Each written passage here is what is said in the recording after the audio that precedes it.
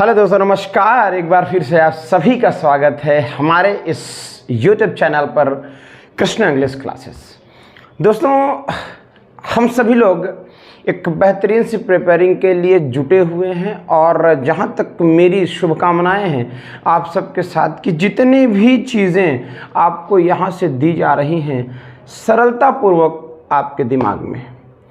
दोस्तों, अभी तक की जो भी मेरी बातें हो चुकी हैं, एक बेसिक चीज़ों की बातें जो अभी एकदम बेस, जैसे कि एकदम छोटी छोटी बातें है ना, अभी मैं और भी छोटी छोटी बातों को लेकर आप सबके साथ डिस्कस करूंगा।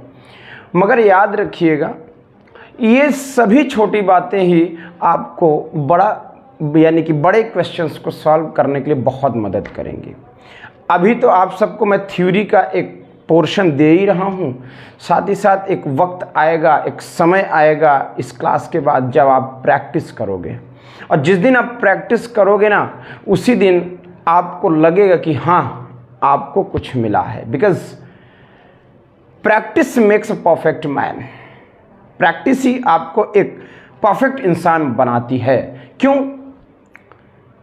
कितनी भी थ्योरीज आप पढ़ लो, जब तक उन थ्योरीज का आप इंप्लीमेंट नहीं करोगे तब तक आपको यह पता नहीं चलेगा कि आपने थ्योरी को पढ़ी कितना है, पढ़ी कितनी शिद्दत से है। तो सर कहा ही जाता है कि अगर आप शिद्दत से कोई चीज करने लगो ना, तो जिस चीज के लिए आप प्रयास कर रहे हो उसको पूरा करने में, उसको मिलाने में सारी कायनात आपके पीछे लग जाती है। तो हमें शिद्दत से चीजें करनी होंगी, शिद्दत से उन सब चीजों को समझना होगा। दोस्तों, हमारी वर्ब की एक सीरीज जो चल रही है, वर्ब का एक जो हम एक बढ़िया सा पैटर्न लेकर चल रहे हैं, उस वर्ब की चीज़ों को हमें आगे लेकर चलना होगा।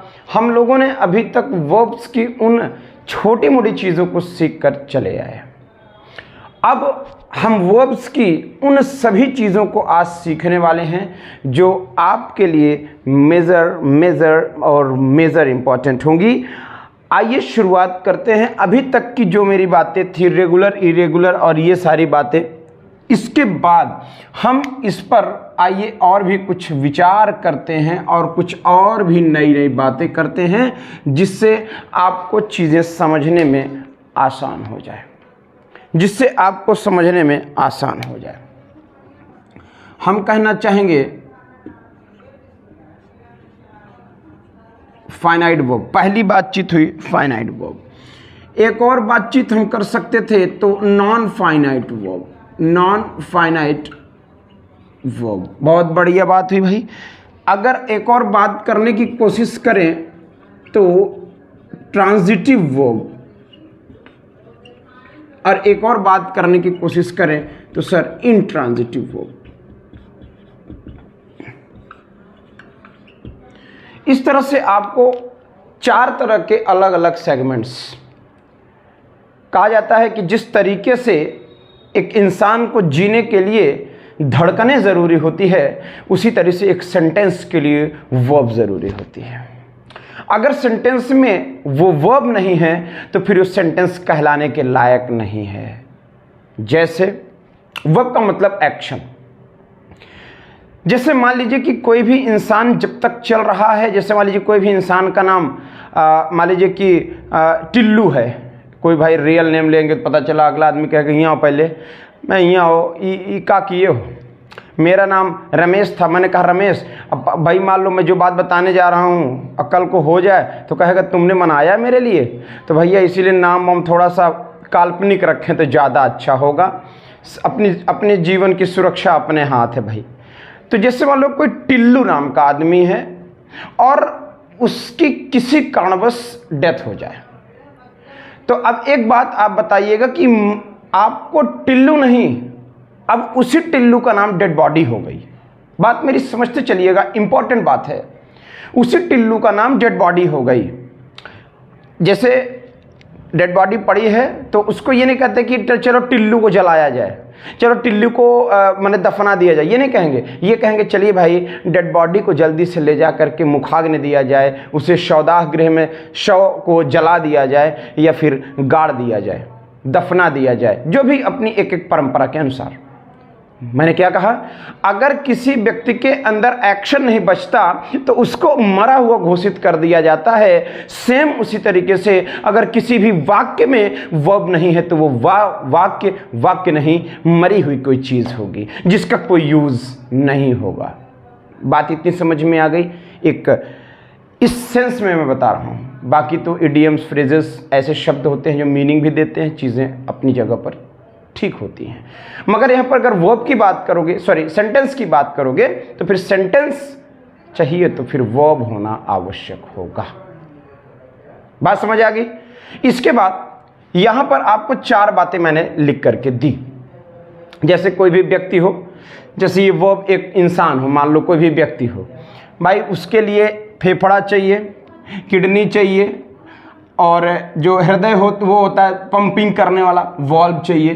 4-5 चीजें चाहिए ना कुछ चीजें शरीर के लिए। हमें आंख, नाक, कान, श्वास, ब्लड, ये सब चाहिए ना। उसी तरीके से एक वर्ब को भी होने के लिए ये सारी बातें चाहिए। ये अपनी जगह पर किस तरीके से काम करती हैं, किस तरीके से ये वर्ब में अपने आप को पूरी तरीके से ट्रांसफॉर्म करती हैं, ये बात हमको समझना होगा। किस तरीके से किसी भी सेंटेंस में ये ले करके चीज़ों को मेंटेन कर देती हैं, किस तरीके से किसी भी सेंटेंस में प्रयोग होकर के अपने यूज को बना लेती हैं, किस तरीके से सेंटेंस में यूज करके इनका प्रयोग करके हम सेंटेंस को यूजफुल बना देते हैं। आइए शुरुआत करते हैं इन सब बातों को। So let's get start without any further late. यानी यहां पर आपको फाइनाइट वर्ब की अगर मैं बात करूं तो फाइनाइट वर्ब का मतलब हुआ कि हैव अ सब्जेक्ट। इसमें एक सब्जेक्ट होना जरूरी है, याद रखिएगा, इसमें एक सब्जेक्ट होना जरूरी है। कैसा कैसा कैसा सब्जेक्ट? जो कि यूज किया गया हो, जो कि यूज किया गया हो, यूज किया गया हो अकॉर्डिंग टू किसके अनुसार इसका प्रयोग किया गया भैया? किसी भी सब्जेक्ट के कोई नंबर होगा या तो कोई पर्सन होगा। एक वर्ब होगी, फाइनाइट वर्ब है, इसमें एक सब्जेक्ट लेके चलता ही, एक सब्जेक्ट अपने साथ ही लेता है। तो ये जो बात मैंने मेंशन की है इसको ध्यान से सुन लो कि एक सब्जेक्ट ये अपने साथ लेके चलेगा, और वो सब्जेक्ट कैसा होगा? किसी भी सेंटेंस में यूज हुए उस सब्जेक्ट के नंबर और पर्सन के अकॉर्डिंग इस वर्ब का प्रयोग हम करते हैं। नॉन फाइनाइट वर्ब की अगर बात की जाए, नॉन फाइनाइट की बात की जाए, ठीक है ना, यहां पर नॉन फाइनाइट वर्ब की अगर बात करें, यहां पर किसी सब्जेक्ट के नंबर और पर्सन से इसकी कोई जो है जरूरत नहीं है, ठीक है ना। यानी no use any subjects number और पर्सन, कोई आवश्यकता नहीं होगी किसी भी तरह के नंबर और पर्सन की इसके लिए। बात इतनी आपके समझ आ रही है? बात इतनी आपके समझ आ रही है? मुझे लगता है कि ये बातें आपके समझ आ रही हैं। ट्रांजिटिव और इंट्रांजिटिव की अगर मैं बात करूं तो ये एक ऐसी वर्ब है, एक ऐसी वर्ब है कि need a subject, sorry object, ठीक है, अपने साथ एक कर्म लेके चलती, need object after verb. Verb के बाद एक ऑब्जेक्ट की यहां पर जरूरत पड़ती है, यहां पर जरूरत पड़ती है, और यहां पे नो नीड, कोई जरूरत नहीं है, no need any object after verb. Verb के बाद किसी भी तरह की इसमें ऑब्जेक्ट की आवश्यकता नहीं होती है। ये बात कायदे से पहले समझ लें। ये 4 सेगमेंट आपस में पहले कायदे से समझ लें। इन 4 सेगमेंट को हम कायदे से ये समझकर देख सकते हैं, कोई प्रॉब्लम नहीं होगी। अगर मैं इस नॉन फाइनाइट की बात करूं तो नॉन फाइनाइट अपने आप में 3 तरह की पार्ट्स पर डिवाइड होता है। 3 तरह के पार्ट्स पर डिवाइड होता है। एक कहलाता है इन्फिनिटिव, एक कहलाता है जीरंड, एक कहलाता है पार्टिसिपल। पहले इस पूरे ट्री को समझ लें, तब उसके बाद आपको चीज़ें समझ अपने आप आएंगी। भैया मेरे हमेशा 2 के साथ V1 लेके चलने का काम करता है, 2 के साथ V1 लेके V1 के साथ ing लेके चलने का काम करता है। और पार्टिसिपल की बात मैं करूं तो पार्टिसिपल अगेन 3 पार्ट में डिवाइड हो जाता है, जिसमें से आप कहते हो प्रेजेंट पार्टिसिपल, पास्ट पार्टिसिपल,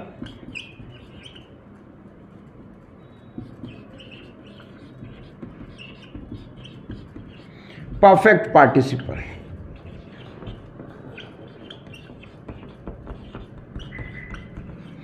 तीन तरह की अपनी आपस में पार्टिसिपल की कहानी बनाई।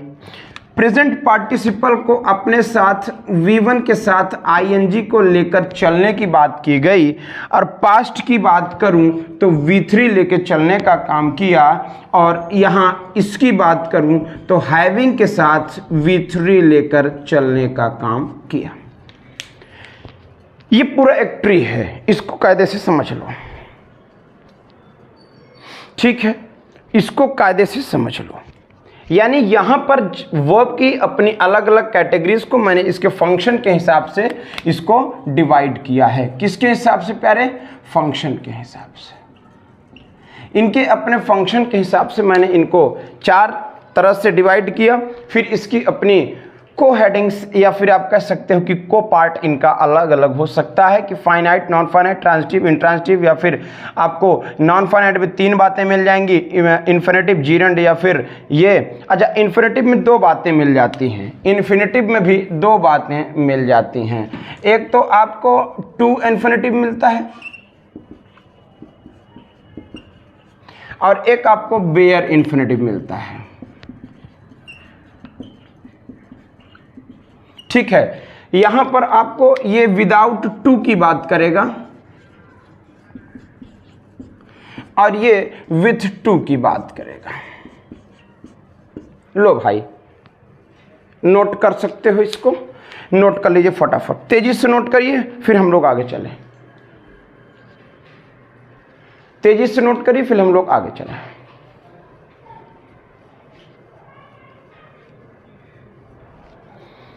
ठीक है भाई, ठीक है। ये इस तरीके से आपको जब चीज़ें समझ में आएंगी ना, जानते हो जितना बढ़िया फ्लो चार्ट से कोई चीज़ समझ में आती है, उतना किताब की तरह लिखकर, किताब की तरह बना दो, उसका कोई खासा फायदा नहीं होता है। तो कुल मिला के हमको एक एक बातें समझनी है। तो फाइनाइट वर्ब एक ऐसा वर्ब हुआ, कि जिस पर, यानी कि जिस पर आपको मैं बता दूं, इस पे आइए मैं और भी डिटेल बातें करता हूं, ठीक है। इस पर आइए मैं और डिटेल बात करता हूं, ठीक है। इस पे और डिटेल हम बात करते हैं।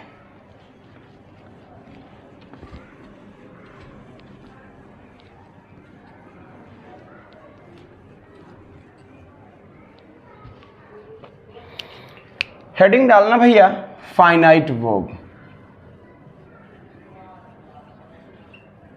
Finite verb. अब फाइनाइट वर्ब को समझने के लिए कहा जाए कि it shows the agreement of.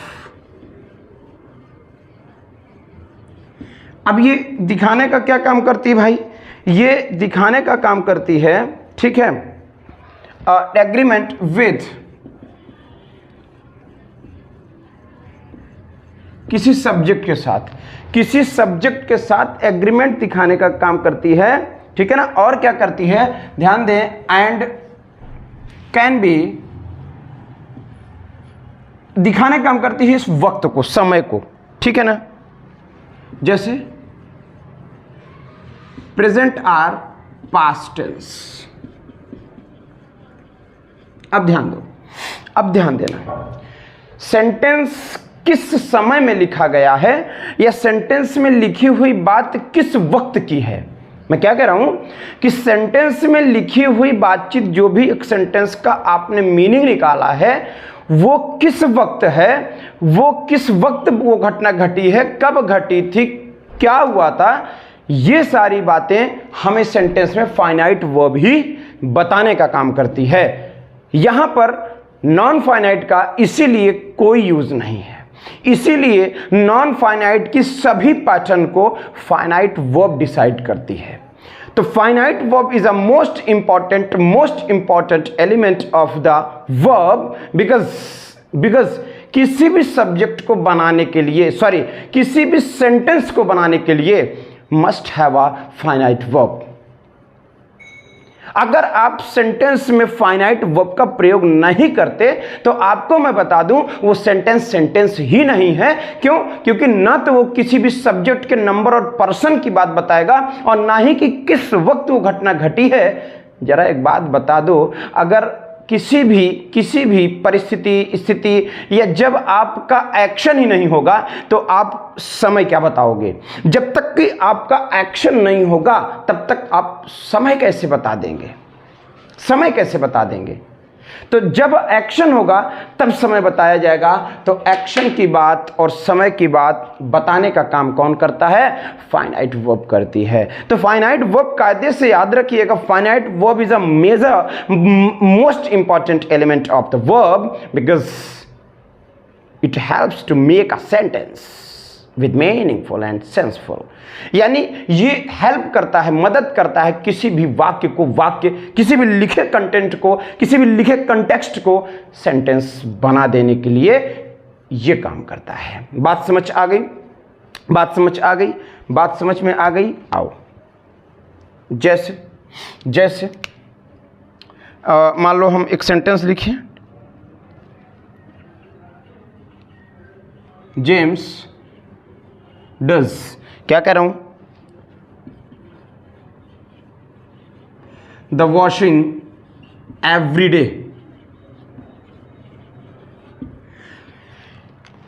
बताओ भाई,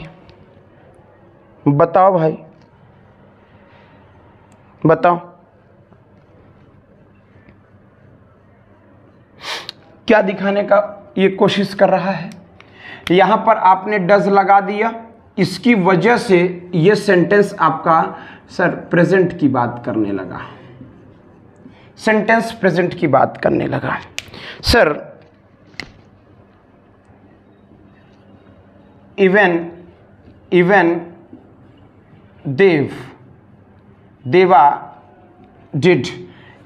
देवा डिड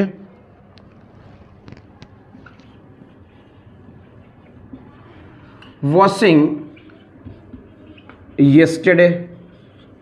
सर स्पेसिफिक वक्त की बात कर रहा है, did second form of the verb बीते हुए समय और प्लस ये yesterday बीते हुए समय, जिसकी वजह से ये पास्ट की बातें कर रहा है, जिसकी वजह से ये पास्ट की बातें कर रहा है।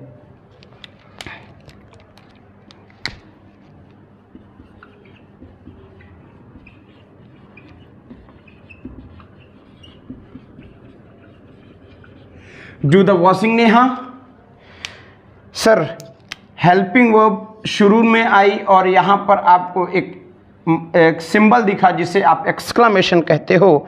सर अपने आप में इसकी वजह से इंपेरेटिव हुआ।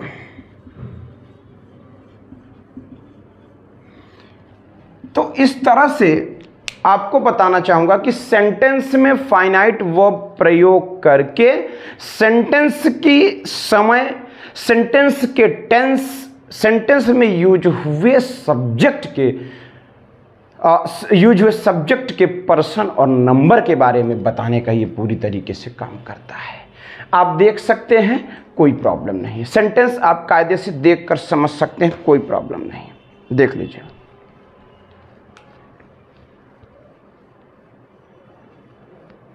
ठीक है भाई, चलो।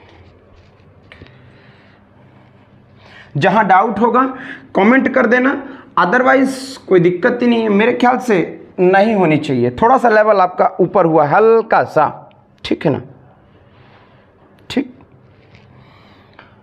ये बात हो गई भाई, कोई प्रॉब्लम नहीं है इसमें, है ना। इसी में आपको देखने को मिल जाती है नॉन फाइनाइट वर्ब, ठीक है। नॉन फाइनाइट वर्ब कोई असर नहीं पड़ता, no any impact, no any effect of the tense or person. किसी भी तरीके के टेंस और पर्सन का कोई यहां पर इफेक्ट नहीं पड़ता, ठीक। इसके पहले एक चीज मैं आपको थोड़ा समझाना चाहता हूं, ठीक है।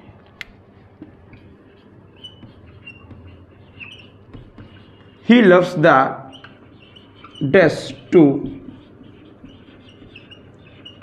purchase for gift। ये एक सेंटेंस हमने लिखा है, कायदे से पढ़ लो। अच्छा, इस सेंटेंस में आपको मैं ये दिखाना चाहता हूं कि वास्तव में फाइनाइट वर्ब और नॉन फाइनाइट वर्ब में दोनों में डिफरेंस क्या है। सेंटेंस में अपने आप समझ जाओगे कि वास्तव में ज़रूरत किसकी है और इम्पॉर्टेंट कौन है। ये अपने आप जान जाएंगे, हमें बताने की आवश्यकता नहीं पड़ेगी। लफ्ज़ अपने आप में मुझे जहाँ तक लगता है फाइनाइट वर्ब है, और टू परचेज अपने आप में नॉन फाइनाइट वर्ब है, ठीक। दो वर्ब से हमने यूज़ किया है, finite verb, non finite verb. हमने दो वर्ब यूज़ किया है, एक फाइनाइट है, एक नॉन फाइनाइट है। मुझे ईमानदारी से आप इतना बता दो कि आखिर इस वर्ब की ज़्यादा ज़रूरत है या इस वर्ब की ज़्यादा ज़रूरत है सेंटेंस होने के लिए, या सेंटेंस की पूरी मीनिंग को क्लियर करने के लिए। कौन से वर्ब की आवश्यकता है, आप जरा सा सोचो, सोच कर इसका जवाब दो प्लीज़। यहाँ से अगर आप चीज़ें समझ गए तो ऊपर लिखी हुई बातचीत अपने आप समझ जाओगे, कुछ अदर और भी बातें कुछ करने की ज़रूरत नहीं पड़ेगी, ठीक है। बहुत बढ़िया।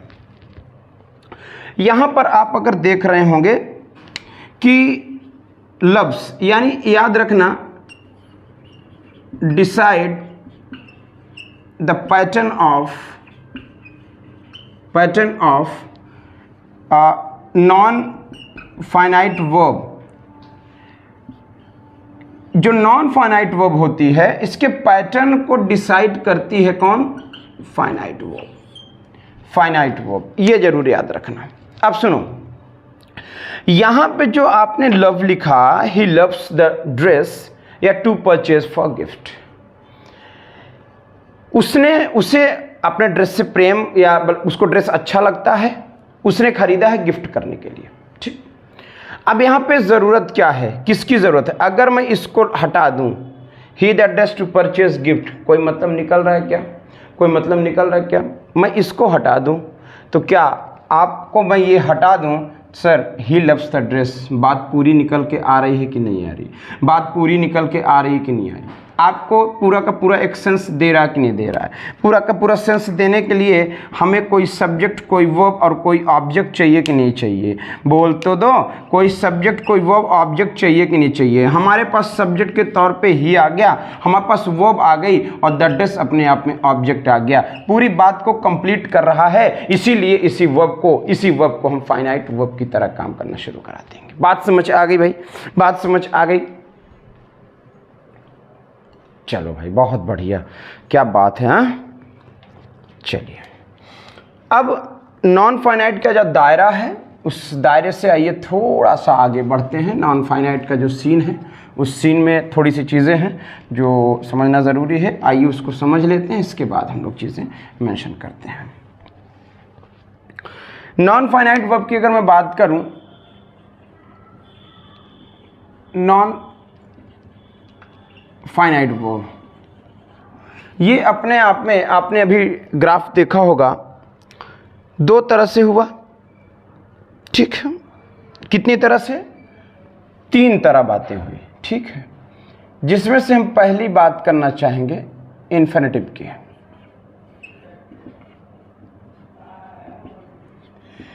पहली बात हम इन्फिनेटिव की करेंगे। ये खुद अपने आप में दो तरह का हुआ। एक तो टू इन्फिनेटिव और एक आपका बेयर इन्फिनेटिव। ठीक है, अगर मैं कहूं ऑलवेज बी टेकन टू और नेवर बी टेकन टू। ठीक, टू इन्फिनेटिव अपने साथ हमेशा वर्ब लेकर चलेगी टू के साथ, और बेयर इन्फिनेटिव अपने साथ टू नहीं लेता है, नहीं लेता है। ठीक है, ठीक है, ठीक है ना, बोल तो दो, बोल तो दो। ठीक है, एक बात और आपको यहां समझना होगा कि no any effect on subjects number are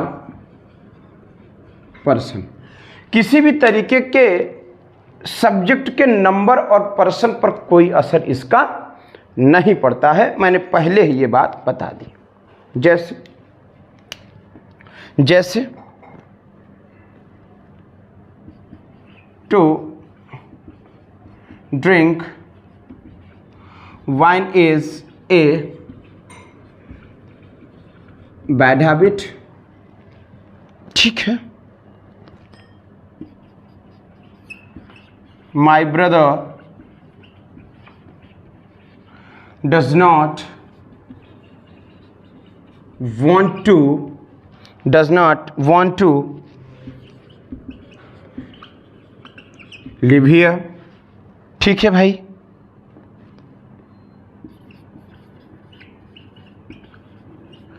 allow me to go, let me go,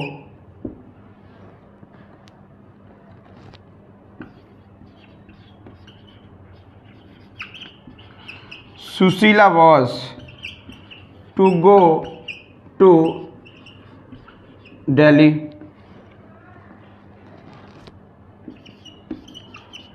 I have to come here daily। अब देखो, यहाँ पर आपको एक वर्ब मिली, यहाँ पे आपको एक टू के साथ वर्ब मिली, यहाँ पे आपको एक वर्ब मिली, मगर यहाँ आपको वर्ब टू नहीं मिला। यहाँ भी आपको टू मिला है और यहाँ भी आपको टू मिला है। याद रखिएगा, याद रखिएगा कि ज़रूरी नहीं है कि टू लगकर ही प्रयोग की जाए। ठीक है, ये ज़रूरी नहीं है। जब टू नहीं लगा, जब टू नहीं लगा तो भैया हुआ ना बेयर इन्फिनेटिव, हुआ ना बेयर इन्फिनेटिव। बोल तो दो। हाँ भाई, हुआ ना बेयर इन्फिनेटिव, हुआ ना बेयर इन्फिनेटिव। बहुत बढ़िया भाई, मज़ा आ रहा है नहीं तुम लोगों को? ये बात आ गई समझ? आओ अगली बात देख लें। इसी में अगली बात देख लें। चलो ठीक है, अगली बात इसी में आती है जीरंड। सर V1 के साथ ING, कहानी बंद यहीं पे। ठीक है ना, याद रखिएगा used as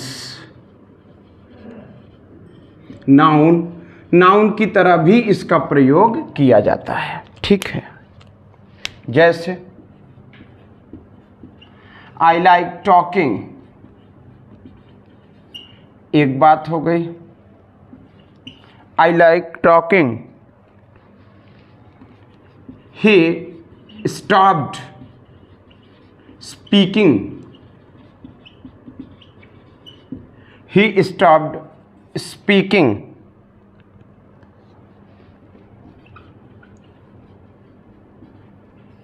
Walking is a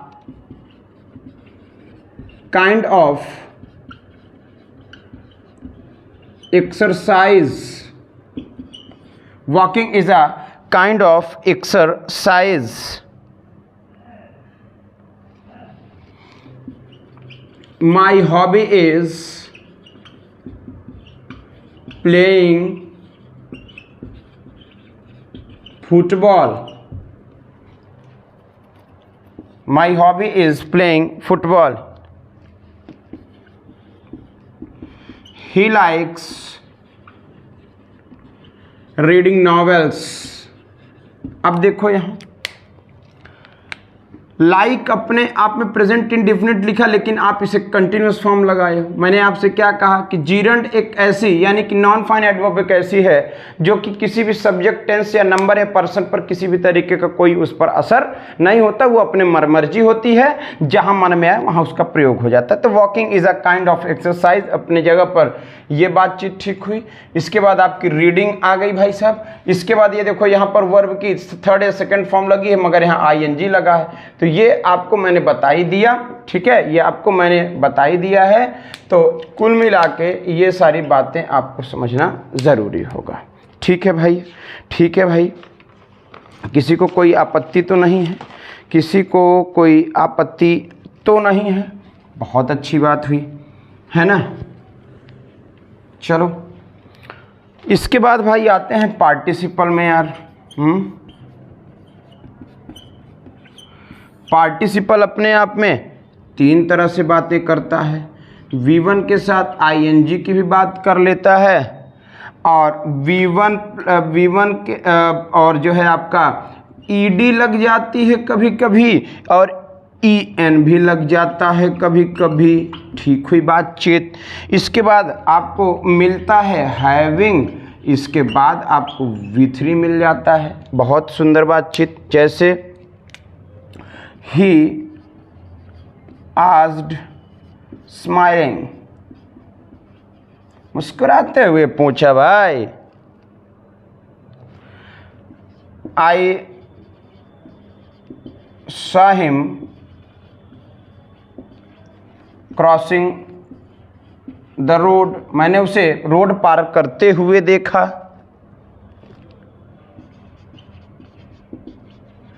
having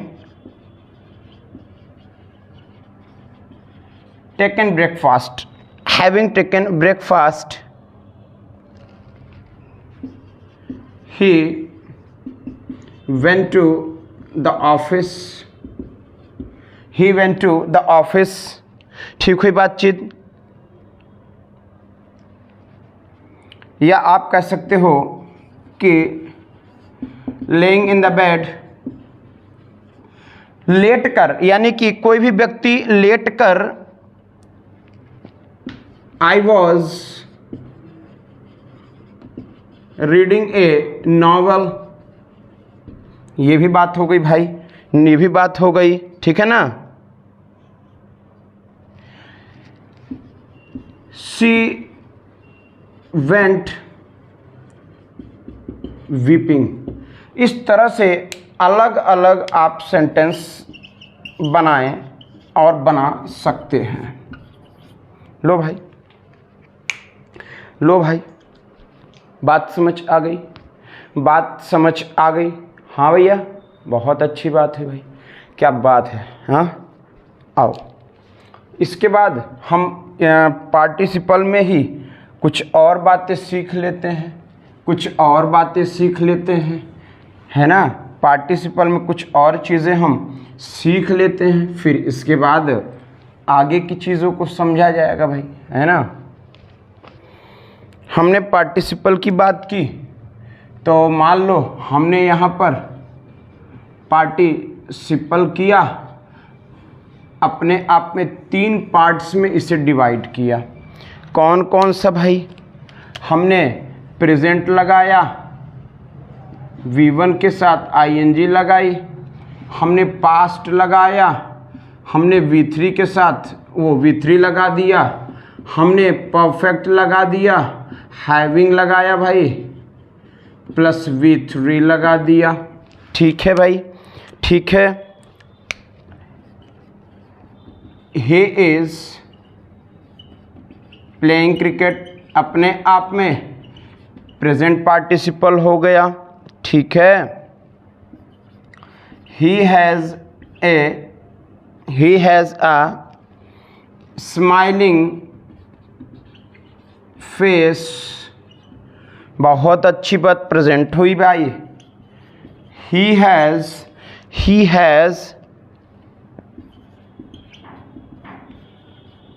finished his work, भैया पास्ट हो गया यार, है ना, पास्ट हो गया यार, है ना, पास्ट हो गया। A tiger was killed bye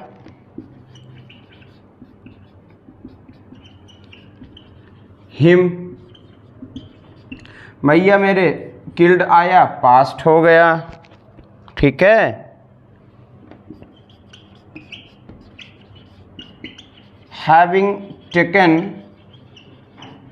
breakfast अपने आप में पास्ट थर्ड फॉर्म आ गई। ठीक है ना। मोहन गोन टू ऑफिस, भाई ब्रेकफास्ट करते चला गया वो। कहा जाए having typed the letter he posted it, sir अपने आप में पास्ट बात आई।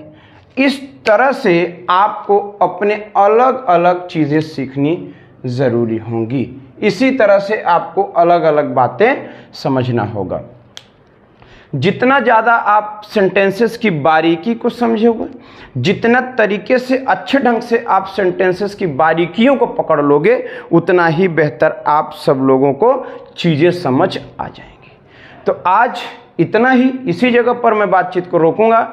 इसके बाद हम लोग मुलाकात करते हैं अपनी नेक्स्ट पैटर्न के साथ, वर्ब की नेक्स्ट कैटेगरी के साथ, और आगे और कौन कौन सी चीज़ें हो सकती हैं जो आपके एग्ज़ाम और एडिशनल इंफॉर्मेशन के लिए इंपॉर्टेंट होंगी, उन सब को मैं आप सबके सामने रिप्रेजेंट करूंगा। और आज इतना ही, मुलाकात करते हैं कल। बहुत बहुत धन्यवाद। Thank you.